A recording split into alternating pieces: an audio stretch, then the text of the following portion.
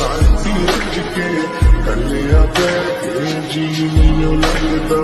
वे तेरे दिल कुछ नहीं सजदा